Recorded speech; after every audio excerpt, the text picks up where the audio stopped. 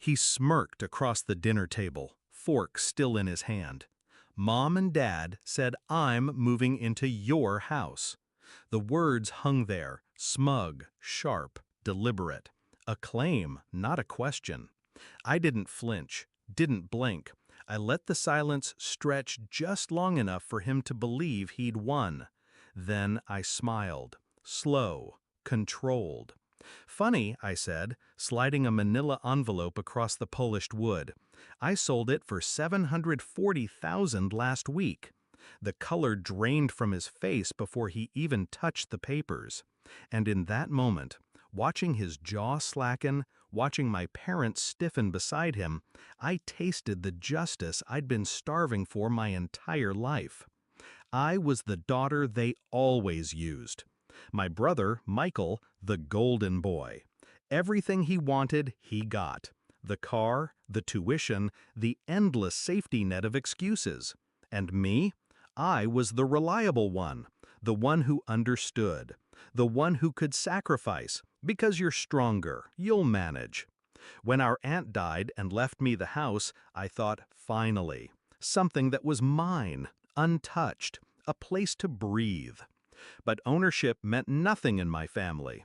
They called it our house before I even held the keys. Mom suggested Michael stay there temporarily. Dad hinted at how wasteful it was for me to live alone. And Michael, he didn't hint, he announced, "I'll move in once you've cleaned it up." Like I was just a caretaker, not an heir, not a daughter. At first, I brushed it off. But small things piled up.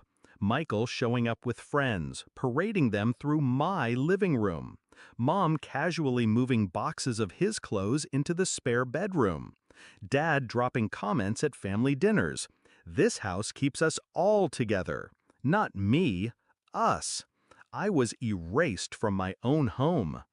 The final crack came one Sunday when I walked in to find Michael holding my deed in his hands, smirking like a thief who'd already won. "You don't deserve this place," he said. "You're not even using it right." I remember the way my chest tightened, not with grief, but with clarity. That was the moment I stopped being the used daughter. That was the moment I decided to become something else. I didn't scream, I didn't beg, I planned. First, I visited a realtor. Quiet meetings, quiet listings. The market was hot, hotter than I'd seen in years. Offers came fast. I didn't hesitate. I signed the papers, I signed away the very thing they thought they had already taken from me. Second, I kept it silent. I didn't tell a soul, not even the neighbor who waved when I boxed up furniture, not the coworker who asked why I was suddenly so calm. Secrets only work when they're airtight. And third, I prepared my stage. A family dinner, the place where Michael gloated most freely, where my parents' favoritism was at its loudest. They expected me to fold, as always. They expected me to stay small. They didn't know I'd already detonated the bomb. So when he leaned back, smirk sharp under the chandelier light, and said he was moving into my house, I let him. I let him believe it. Then I slid the envelope across the table. Slowly, deliberately. The room quieted, forks stilled, wine glasses hovered mid-air. Michael pulled the papers free. The deed, the transfer, the closing statement, all stamped, signed, finalized. His smirk broke. His lips parted, but no sound came. Mom leaned forward, eyes darting. "What is this?" "The sale," I said, my voice even.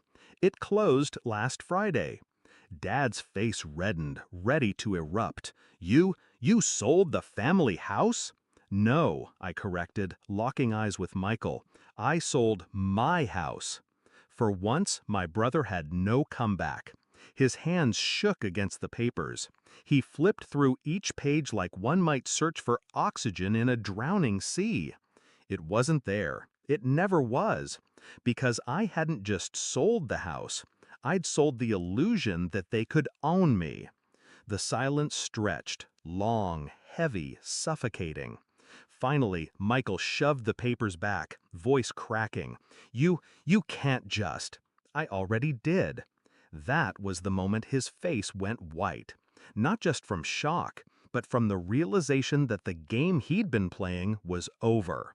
That I had ended it without warning, without begging, without even giving him a chance to steal. I left the table first. I didn't wait for their excuses, their anger, their desperate attempts to shame me. I stood, gathered my coat, and walked out into the cool night air. For once, I didn't feel like I was running from them. They were chasing me now, in silence, in shock, in the hollow space where their entitlement used to sit. And me? I was free. Looking back, it wasn't about the house. It was about the pattern. Years of being the one they leaned on, the one they drained, the one they silenced. Selling the house wasn't revenge. It was reclamation. It was proof that I could end the cycle with one signature. Proof that I didn't have to scream to win. Michael's face, pale and broken at the dinner table, wasn't just